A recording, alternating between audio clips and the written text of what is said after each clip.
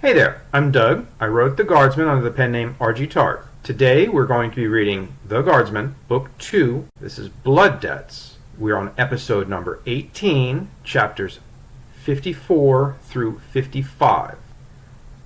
Please like, subscribe, and give a good positive comment down at the bottom. It always helps. It's wonderful to hear from everybody. And if you really like it, you can check the description down below and get yourself your own copy. See you on the other side. The Guardsman, Book 2 Blood Debts, Episode 18, Chapters 54 through 55. Chapter 54. Tommy's Promethean slowly drummed his fingers on the expansive conference room table while his counterpart droned ceaselessly. As neighbors, they had a history. For centuries, the widely separated capital worlds of two fledgling conglomerate empires fought for survival and were relatively unaware of each other. Both could find the other on a star chart, but they were so many light decades apart that the more pressing matter of surviving the onslaughts from immediate neighbors was a far more important concern than each other. Now the two were regional powers, and no longer separated by massive distances. Now the two were constantly at blows over ownership of new clusters of stars and the solar systems they contain. Over the centuries, primacy in both empires had shifted many times, but now rested firmly with White Star's Celestis League and the Kroinos' stellar hegemony. His opposite number was a nice enough guy. He was just on the wrong side of things. Specifically, he was the representative from the Celestis League's home world of Tarfona to the Terraforming Commission on Earth. So, at the moment, he was Tommy's nemesis. On top of that, he was boring as sin and his points were irrelevant. Tommy's played the four fingers of his right hand back and forth over the thumb-thick folder under his palm 3 times in rapid succession. Tommy's two guardsmen were currently forced to impersonate corporate personal assistants while in the recesses of the Terraforming Commission compound. They too were bored out of their skulls. They were also sitting, while decidedly uncomfortable, in custom-tailored civilian finery, while they were perfectly capable of shuffling paperwork, like all officers in every halfway decent military system ever devised were capable of doing. Using them in that capacity was akin to using a solid gold sledgehammer to pound fence pickets, really expensive and not generally necessary. The Terraforming Commission official sat regally at the head of the conference room table and nodded attentively to what he pretended were salient points. His presence was, strictly speaking, unnecessary. However, it did fill a chair. As a result, the bureaucrat above that official could nod and smile to his superior and tell him that he had more people under him and therefore that he was more qualified for advancement than his fellow officials of the same level. That sort of inefficient thinking crippled an organization that was fighting every day for its survival and profits. The Terraforming Commission was fighting for neither survival nor profits. They were an old, nearly religiously protected, sole monopoly. Every corporation in the galaxy that wanted to expand their territory threw precious metal-forged coin money at the Terraforming Commission and its members like it was so many perfumed kisses. The whole of the miserable planet Earth suckled from the overflowing wealth that was thrust upon the Terraforming Commission every year. The Terraforming Commission, its members, the planet, and its whole population were all fat and happy from the toils of trillions upon trillions of corporate citizens that the whimsy of this corrupt planet, and specifically the Terraforming Commission, routinely plunged corporations into wars through their backroom graft and corruption. It rotted the planet to the core. Earth was a socialist dumping ground for bureaucrats and the ineffectual who couldn't make their way into the greater expanses of space. Those people all seemed to make their way to Earth, apply for positions at the Terraforming Commission, and bother him. Tommy's hated Earth and everything it stood for: corruption, greed, nepotism, lazy bureaucracy, and the complacent yet incessantly demanding natures of everyone on the planet. It all irked Tommy's to no end. The inefficiency and corruption of it all were beyond a crime. It rose to the level of outright immoral theft in many cases, coupled with mass murder in the form of the wars the Commission's actions instigated. The hypocrisy of their judicial authority over the same wars they caused was even more alarming. The graft and corruption in the system made bribery so prevalent that they would gladly take enormous sums from both sides in payment for single solar systems. Tomi's mind wandered far and wide, while his opposite number blathered. Everyone in the Terraforming Commission was for sale. The problem was that not only were they all for sale, they would sell themselves to both sides. The only overriding authority over the Terraforming Commission was the Earth-based planetary courts. The Commission, however, maintained millennium-old rules that forbade further contracting and canceled current contracting with corporate entities where they were legally entangled.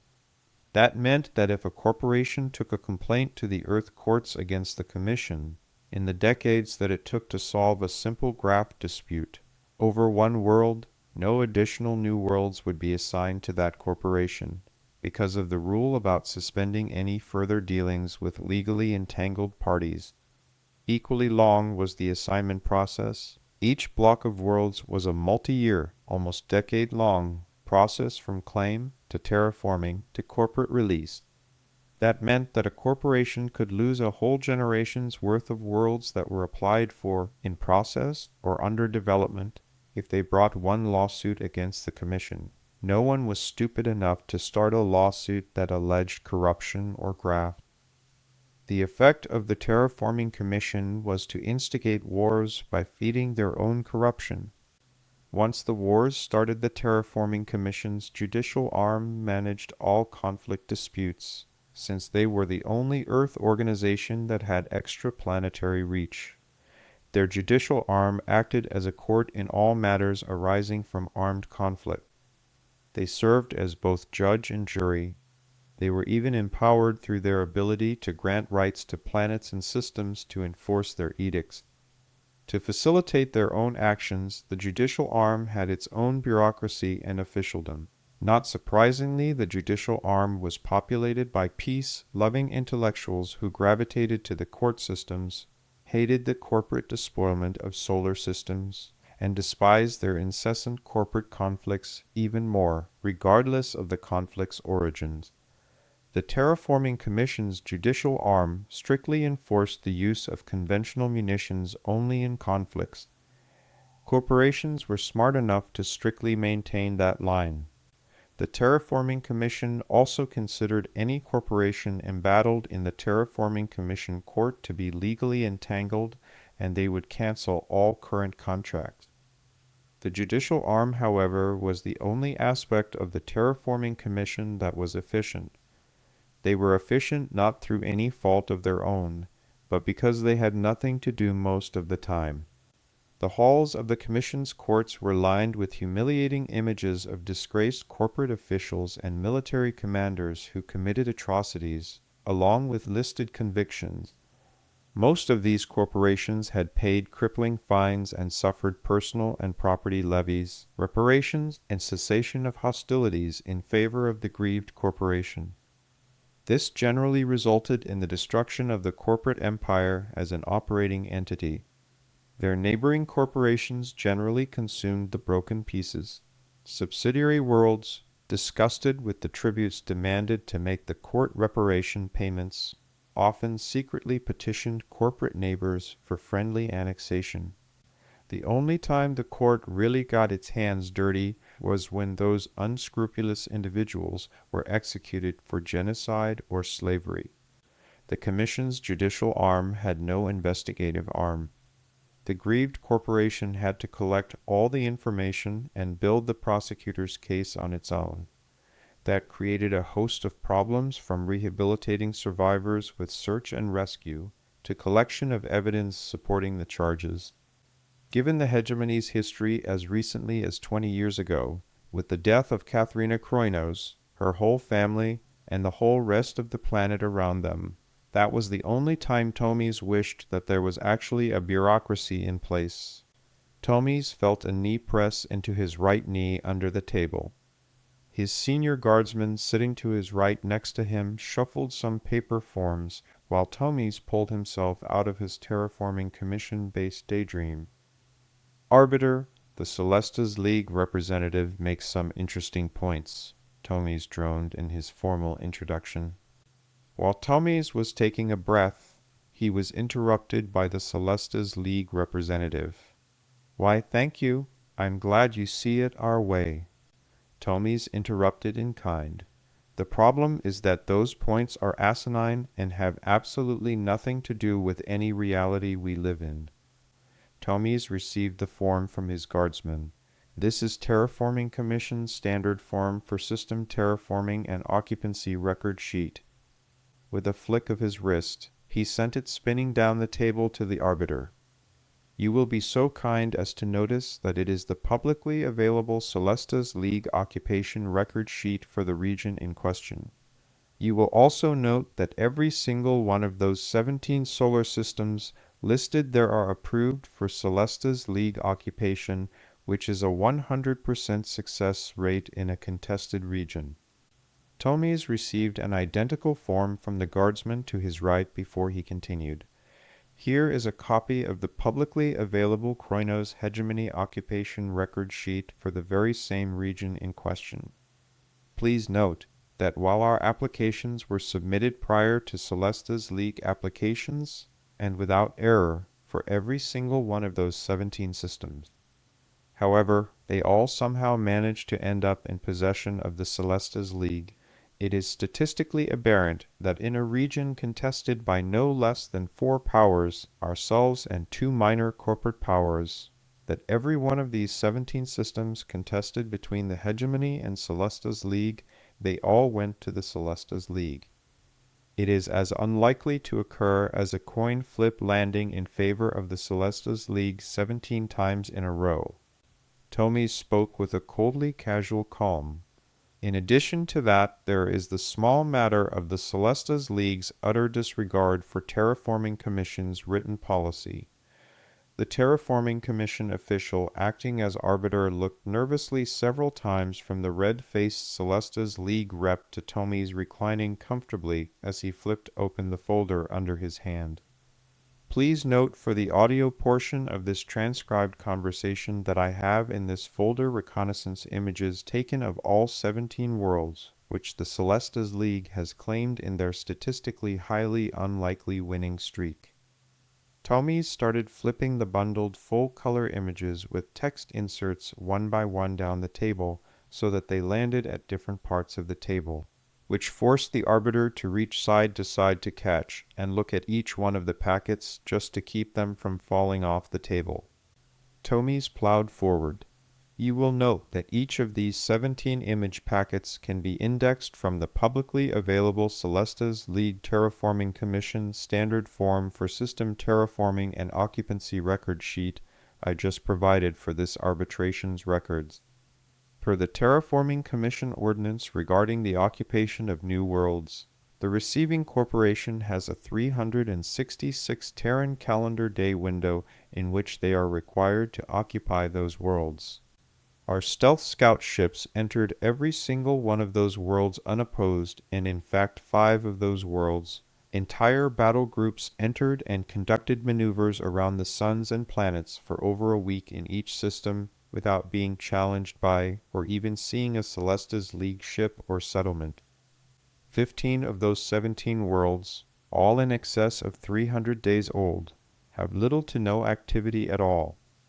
The Celestas League will be hard-pressed to meet the Terraforming Commission's definition of occupied in all but those 2 systems. The Kroinos Hegemony would like to enter several formal motions into the record during this arbitration as per our rights in the Charter, given these circumstances. First, the Hegemony requires an immediate correction of the current statistical imbalance during the currently contested expansion. Since we know that the Celestas League wouldn't dream of anything untoward, it all must be a computer error that a little human input can easily fix. Second, The hegemony would like to formally request a 120-day suspended investigation into the occupancy of the systems in question. According to the Terraforming Commission's regulations, worlds will be fairly divided among applicant entities, and worlds not occupied and developed will default to the next applicant after 366 days. The Commission's rules are the Commission's rules after all. Even with the time that the images spent traveling to me, and the weeks I spent traveling to Earth, the hegemony believes it would only be fair to give the Celestas League an opportunity to correct this accidental oversight on their part. We know that it takes many months of work to meet the Commission's definition of occupied. That way we won't have to trouble the Commission again before those 120 days have elapsed. Tomes smiled brightly back at the Arbiter as he stood. I unfortunately have another meeting I need to attend on the other side of the Commission's compound. I really do need to excuse myself. You all can keep those image packets. We have the originals. Tomes turned to leave for his lunch reservations at his favorite Terran steakhouse, and he heard the Arbiter and Celestas League arguing violently in voices hushed enough to be obscured on the recording devices they were both pressing closed with their palms. His guardsman flanked him in a smooth wedge as they reached the door. The one redeeming quality of the Terraforming Commission was that thanks to the money they had to burn, the dining outside the compound was among the best in the galaxy. Almost immediately after the door closed, it opened again, and the expected Celestas League reps spilled into the corridor crowded with corporate reps and Terraforming Commission personnel. What the hell are you thinking in there? You can't show them pictures of our systems. Tomes laughed in the man's face as he skidded to a halt uncomfortably between Tomes' two guardsmen. You bet I can, and I just did. What are you going to do about it now? Pay your pet Arbiter more? Maybe pay off his boss again too? It's in the record now, and there is nothing you can do about it. You won't even make it to Earth courts over this, so don't think of trying to drag us down into this mess with you. The man flashed a slightly feral look while Tommy's guardsman remained unmoving, pressing his flanks. Press your little paid for Arbiter on this, and he will turn on you, and you'll never be able to float another bribe in this building. Take us to the Terraforming Commission Judicial, and the first thing they will do is review the meeting's audio and toss you out. Then roast your Arbiter, which means you will never float another bribe in this building. Either way, you're screwed. You have a choice. You can either go home to North Star Manufacturing and Mining Incorporated and tell your brother-in-law, Mr. Johann Riedesel, and your darling sister that North Star needs to immediately get itself into gear and settle those planets, or the Commission will seize them and hand them over to the hegemony as the second-string applicant, which would break your planned buffer zone. Or alternatively, you can stay on Earth prattling with the commissioners about how much the loss of their jobs and subsequent bribes are worth. The infuriated rep snarled, "What the hell do you want, Tomes?" Tomes sighed at the man's stupidity. "What I want is to avoid the regional war you and those idiots at North Star insist on plunging us into." Tomes finished the last with a schooled smile. "We've just placed you in check. Now you have the choice. You can press the issue here, which will lead to the loss of all of those worlds. You know as well as I do that the hegemony's army and naval corporations are at full strength again and have kicked your rear ends up past your ears over the last 2 decades. You also know that North Star, while larger, is still not up to operational strength on many units. You can't even send colonization fleets out to whole regions of space. Your alternative is to not fight us, cede the future planned worlds in the region, and concentrate on the ones you already have." Near apoplectic with frustration, his opposite number sputtered. "Tomes, you know damn well in that case that the third solar system on that roster will fall to the hegemony, and that it has not one but 2 Earth normal agricultural worlds." Tomes dismissed casually, That's not your problem now, is it? Those worlds are ours. Contest them, and you will lose your buffer zone, and they will probably fall to us anyway because you will be rolled back by at least 5 and probably 8 of those 17 you cheated to get. Tomies continued to press. On top of that, your activities will be under the magnifying glass in the next region, so you will have to play by the rules. This means that you will not be able to touch those worlds, because you will still be under the 17 system rebalancing from this last spat of yours. North Star will never touch those new worlds in either case. Your options now are losing some of the 17 you cheated to get plus the next batch, or losing all of those 17 plus the next batch. Believe me, the hegemony is getting tired of going to war with the League. The League representative, still visibly agitated, said, "Fine. I'll pass your message on to CEO Riedesel. We are not interested in a war either." Tomies turned to leave without saying anything further. One of his guardsmen behind Tomies scoffed in the man's face. Tomies had to silently agree with him. The League representative didn't get it.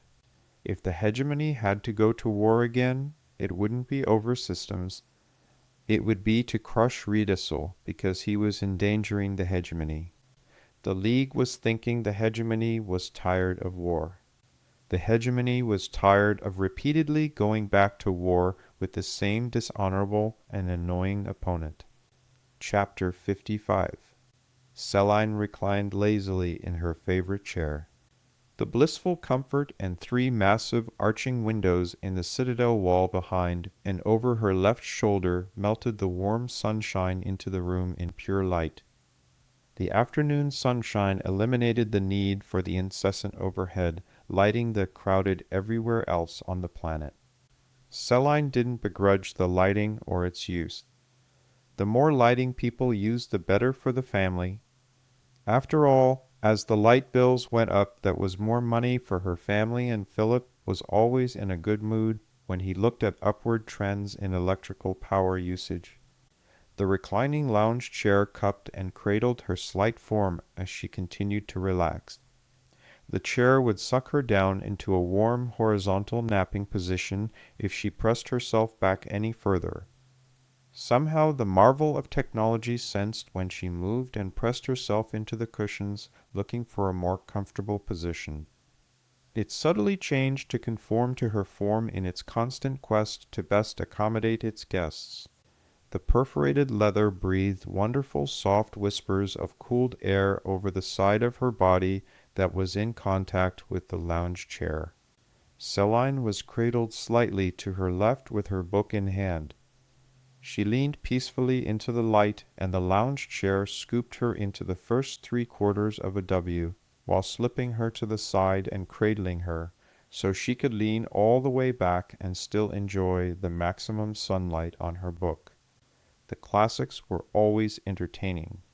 This reproduction of a multi-millennium-old fiction was particularly entertaining. The story was ancient when humanity had first left the home solar system. These classic stories made the Terraforming Commission look positively young by comparison. It was so quaint reading about those times when the fastest transportation available was a horse of all things, and friends walking to see each other and not using the vid or even a calm to see if one another was home first was nearly humorous. There were so many things that were exactly the same, though. Silly young men doing silly things to impress their ladies that had surely not changed. Women scheming against one another. A woman setting men against each other for her own benefit hadn't changed either. The honor duels and the associated pecking order resulting from them can still be seen today. All changed with time, and all remained exactly the same. Philip would be positively mortified reading this story. Celine smiled happily as she bathed in the natural sunlight. The Empire's electricity baron reading about a time when there was no such thing as electricity. The man would be positively apoplectic. Then again, with his distaste for all things electronic, maybe the lovable brute would be right at home. The little girl pleaded, "Mommy," struggling not to sigh as her daughter Persephone tried to weasel out of doing her homework again. She tried something new to get out of her work every day. The 8-year-old kept Celine on her toes. She had to pay attention to everything the precocious little thing did. Persephone would try to talk her way out of doing her work so she could find trouble somewhere. That was why Celine had her seated at the table in the library next to her, where she could watch the girl's every move. Celine took a breath and responded, "Yes, Persephone." Celine pulled her marker out of the book and carefully placed it on the line where she had stopped after hearing Persephone's call. When she looked over, Persephone was busily ignoring her homework and occupying herself with looking at Celine while happily swinging her legs in the chair that was too large for her. The girl delayed. "Mommy?" Celine responded patiently, "Yes, Persephone. Stop stalling for time. You aren't leaving this room until all your schoolwork is done. The sooner you finish, the sooner you can leave to play." The child had done her own hair again. Celine was reading while she waited for Persephone to arrive after her lessons. Persephone had sat down and immediately begun her work, and Celine hadn't noticed her youngest daughter's hair at the time. Celine fought valiantly to keep a straight face. The little imp had managed to make 2 ponytails on her own, but the one over her right ear was so high and was so twisted on itself that it poked straight up into the air like an extra thick antenna, before gravity took over, making it look like a floppy dog ear. The other was behind her left ear and pulled a crooked line across her scalp. Most of the hair on her whole head was pulled up and over to the right. The skinny little tail on the left looked starved and depressing. How the girls' tutors could keep a straight face all day was worthy of a pay raise for all of them. The girls' independent streak was something of a topic at functions. There was usually a new story for every social event. Celine tried to squash them. She didn't want to damage the poor thing's self-esteem, but some stories were just too funny to let pass. Celine knew she would hear about this one within the week. The child was fishing for an excuse to stop working. "Well, Celine smiled at the image of herself at that age. When she finally finished her question, it was tactfully developed and well delivered. "What book are you reading, Mommy? Is that book anything I should read for school?" Persephone was definitely getting better at wasting time. Not only was it a solid delivery, but on the topic of school. So Celine chose to humor the attempt before redirecting Persephone back on track. "This is a very old book, baby," the girl protested. "It doesn't look old. That book looks new." Celine shared, "It looks new because your father and I take good care of our books." As Celine sat up, the lounge drifted firmly and gently at the same time to accommodate her new posture. The girl attempted to divert. "Oh, so do I need to read it too?" Celine offered. "Not yet, you don't, Persephone. This is a very long story and very old, so you will need to learn a lot of your history lessons before much of it will make any sense to you." Celine tried to redirect to the topic of lessons and failed. Persephone evaded. "Oh, well, why did they make the book if it needs a whole lot of school lessons to understand that one book? I thought you were supposed to read to learn, not learn so you could read to learn. That doesn't make any sense." Celine smiled warmly at the logic only an 8-year-old could concoct. "I think what I meant was that you could read this book, but the story is so old that until you knew more history, you would be confused by what the characters are doing." Pretending interest to get out of her schoolwork, Persephone asked, "What kind of history? How old is that book, Mommy?" She was happily swinging her feet, and no longer leaning against the back of the chair. She had migrated to face Celine. Celine knew she lost this round. Outsmarted by an 8-year-old, Celine sighed to herself. The chatter break would go on until Celine could redirect Persephone back to her homework. All she could do was outpatience the child. Well, the history that you need to study is old Earth. Disgusted, the girl snapped. Earth? Why would anyone want to go there? Celine snapped. Persephone Apollonia Kroinos, are you going to let me finish, or do you plan on interrupting everything? We can make this a silent study session with no dinner if you want to misbehave. Is that what you want? Chastened, the girl mumbled, No, Mommy. Celine accepted. Thank you. The little weed liked dinner too much. She only missed dinner twice for misbehavior, and since those 2 applications, the mere threat was enough to halt all but the most decided tantrums. Earth is where we all came from many, many, many years ago, before we had space travel and all the other wonderful things that we have in our time, when all our people still lived on one small planet, on planet Earth. This book is new, but a copy of a story that is even older than the dream of electricity, medicine, flight, and even our buildings. The girl looked completely perplexed as she puzzled something out. Celine waited for whatever the revelation would be. They were always entertaining in their innocence. After several long minutes, the question arrived, how did everyone fit on one small planet? Celine smiled. Because there were a lot less people then. People didn't live as long because they didn't have our medical care. They didn't have nice things to take care of their food and water. So people got sick from eating and drinking bad foods. It was very difficult to live, so there were a lot fewer people. The next question arrived quickly. So how did we get so many people? Celine wondered for a split second if that was more of a biology question than a history question. The former she was not prepared to explain to an 8-year-old. Well, with all the nice things we have today, and all the more space we have for people to grow big and strong, and with all the time that has passed, it really wasn't that hard to have as many people living as we do today. Does that make sense? The girl sat and pondered for a few moments. Celine held her breath and hoped that she wasn't going to have to explain the other option, the biology option, to Persephone. Yes, Mommy, that makes sense. Celine reminded, All right, Persephone. Break time is over. Back to work, please. Persephone chirped, Okay, Mommy.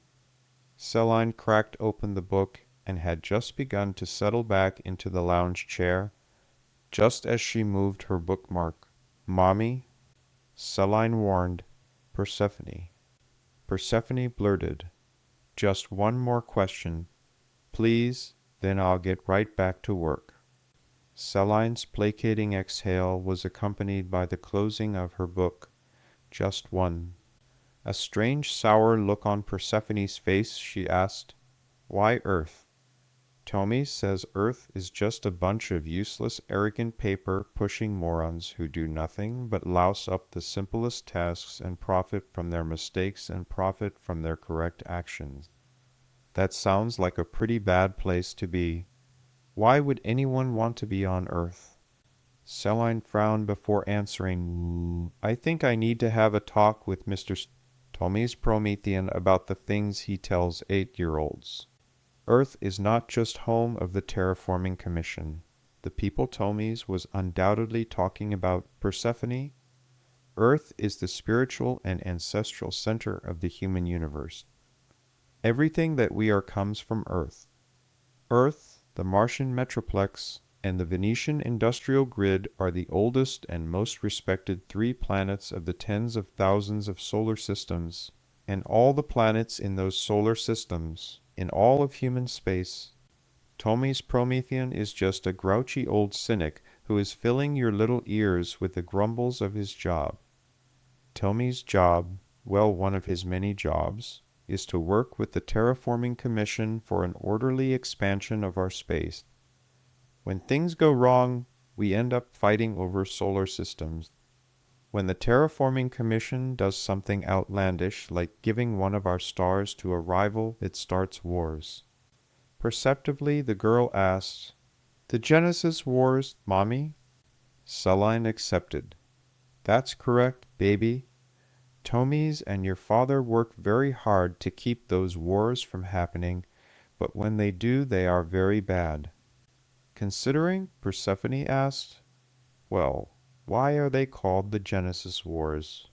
Celine had to think about how to explain that to a child, but tried anyway, because we are making planets that we can use for our people. It comes from a very, very old story, even older than this one, holding up the closed book, about where Earth came from. Someone thought that they wanted to play God and make worlds. When they did, they called it Genesis. The arrogant fools are so busy playing God that they don't bother making rational and judicious decisions based on properly allocating those new worlds. They take credits for personal gain instead, and tens of thousands die. The 8-year-old was sitting with her head cocked slightly over her left shoulder. The hair was absolutely comical. The stony, thoughtful expression on the face, and the tumble of thoughts Celine could see behind those blue-gray eyes, was anything but funny. Celine kicked herself as she reviewed the conversation about what could be causing such a development in her daughter. She knew immediately she let her own anger color her answer. When Persephone's answer arrived, Celine almost fell off the lounge in surprise at what came out of the child's mouth. "So the Terraforming Commission plays God parceling out worlds, because they don't plan things correctly and take bribe money instead. They start wars all over the galaxy, because the terraforming and creation of worlds are called Genesis. They just added wars to the end, to designate any conflict between empires over newly terraformed planets in the hundreds and hundreds of solar systems terraformed every year. Tommy says people on Earth are just a bunch of arrogant paper-pushing morons. You just said that they were arrogant for playing God. Why do you need to talk to Tomys about that? He told me the truth. You just told me so? You feel the same way Tomys does. Why is what Tomys told me bad? And why is he in trouble for what he told me?" Celine held a master's degree in business finance and another in communications. She came from one of the most powerful land-owning families on the planet. She dabbled in real estate, meaning the dirt under the mega buildings and the whole structure above ground, as a hobby. For fun, Celine personally directed investments in her personal and Philip's portfolios, each so large that it would make a series of combined interstellar universities blush in shame-filled inadequacy. Celine definitely did not want to get into the nefarious benefit Earth gained by constantly pitting the corporate powers against one another in incessant resource-draining extraterrestrial power struggles. That was a Pandora's box she could not afford to open if she ever intended to redirect her procrastinating child. Celine tossed the book into her lap, frustrated beyond belief. She had just been bested by an 8-year-old. The jerk of Persephone's head as she tried to figure out why Mommy was now frustrated and making faces at her set her floppy hair antenna-bouncing comic absurdity. Celine was saved from laughing hysterically by the opening of the library door. "Hi, Squirt." "Hi, Ma." Persephone immediately turned, perked up, and shouted while standing, "Re!" looking up from her 8-year-old. While Persephone turned to face the door, Celine was glad for the modest face saving interruption for a change when she spoke. "Hello, Re." As Persephone happily bounced out of her seat at seeing her older sister entering the room, Re coughed a laugh at the girl. "What did you do to yourself, Squirt?" I fixed your hair this morning for you. Now look at you. Rhee's hangers-on fluttered back and forth at the door, while Rhee knelt in front of Persephone. Shaking her head while she smiled at her little sister, Rhee tugged the tangled bands out of Persephone's hair. She quickly ran her hands through her hair to lay it flat. Selene asked while her older daughter worked on her younger sister, "Are you heading off?" Rhee chirped, "Yes, just a quick bit of shopping. We have that thing at the end of the week, and I wanted to find some earrings and maybe shoes to go with that dress we were talking about the other day." Persephone snatched her hair bands back from her older sister. "I want to do it. How can I ever be pretty like you and Mommy when I can't even make my own hair?" Rhee corrected, "I'm not that pretty squirt. I'm just a little above average." Selene watched from her comfortable recliner past her daughters, as two of the three little bitches that sucked up to Rhee rolled their eyes at the last comment. The smart one just looked down and scratched under her nose, and across her lip to cover her disdain. Selene noticed it all before the heartbeat finished for that instant.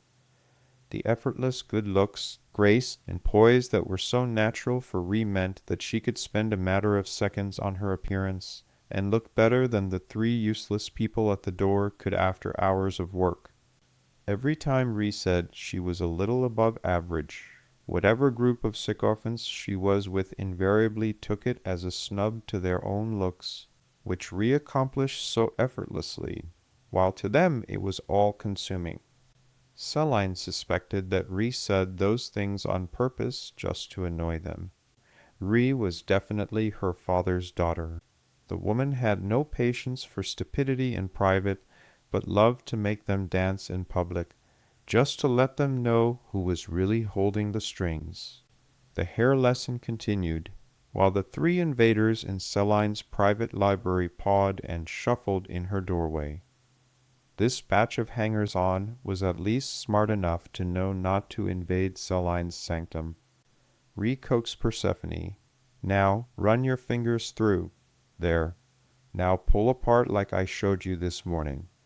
No, stop trying to look over your head at your hair. You keep moving your head off to the side, and you are making things a mess. Good. Now you are split. Good. Keep one side in your hand, and pull the loop over the hair. Good. Make sure you keep your hand over your ear. You want things even. Tie it down. Good. Stop." Persephone asked, "Why?" Selene watched with interest as her daughters played with Persephone's hair. Rhee informed the little one, "Because I'm going to show you a trick. Now grab your tail, and you feel your fingers on your ear?" Persephone agreed, "Yes." Rhee followed up, "Good. Feel the same on the other side. That is where you want it, even on both sides." Persephone asked, "Now what, Rhee?" Rhee chastised lightly, "You know this. We did it this morning. Did you already forget?" Child offended, Persephone snapped, "No." Persephone leaned her free hair over a little and let it fall past her shoulder. She scooped it into her hands and slipped the band over the hair. When she was set, she pulled it along her scalp until she grabbed both tails and felt her knuckles along her ears. Rhee stood during the 8-year-old's hair examination, with a little smile for her favorite sister. Persephone popped with excitement as she turned in the same motion, to face Selene. "Look, Mommy! I did it all by myself, without a mirror." Selene's smile lit the room. "Very good, baby." Selene's chagrin at being outdebated by an 8-year-old slipped in the face of Selene's abject joy at something so delighting the girl. Rhee chirped, "We're going to go, Ma." Selene smiled and accepted. "All right, Rhee. Make sure you are back in time for dinner.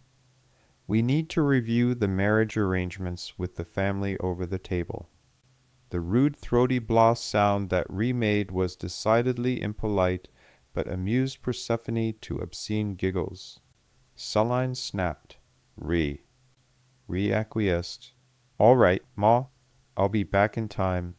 You know this thing isn't going to happen for another 3 months. You don't need to worry about it this much. As Re slipped past Persephone, she kissed her mother's cheek. On her way back to the door, she playfully tugged one of Persephone's tails. It was like a lever that spilled more giggles on the floor. Celine shook her head and rolled her eyes when no one could see. 10 years apart, and the two were like peas in a pod. Admittedly, one was much smaller than the other, but Persephone would follow Re around all day like a happy puppy if she was allowed. Re would not only accept, but often willingly encourage the behavior. Celine went back to her book with a sigh. Celine looked up just in time to see Persephone trying to make her silent escape with her sister. Celine snapped with motherly calm, "Persephone, is your homework all done?" That stopped Persephone in her tracks, as she was split between hurrying to follow to keep the door from closing between herself and Re, and the gravitational pull of her mother. Persephone offered, "Most?" Celine demanded of Persephone, "Is most the same as all done?" Miserably, Persephone replied, "No." Celine ordered, "Thank you, Persephone. Please sit down and finish your work." She grumbled all the way to the chair, while Celine reclined comfortably smiling at her daughter. Celine made excellent progress on her book. Persephone had no questions, and the sun drifted lower in the afternoon sky. The arrival of a new visitor was irritating, but it had been a while since the last group. When the door opened, Celine was ready to rip into the impertinent who couldn't follow simple do not disturb instructions for study time. When she saw Philip, she recognized the horror on his face immediately from when her baby Philip was murdered on the front lawn. Celine could only rasp, "What's happened?" Philip intoned what Celine most feared, stating only, "Re." The sinking pit in her stomach wanted to burn its acidic contents out of her guts, while she vomited at the same time. The building was attacked. There was an explosion.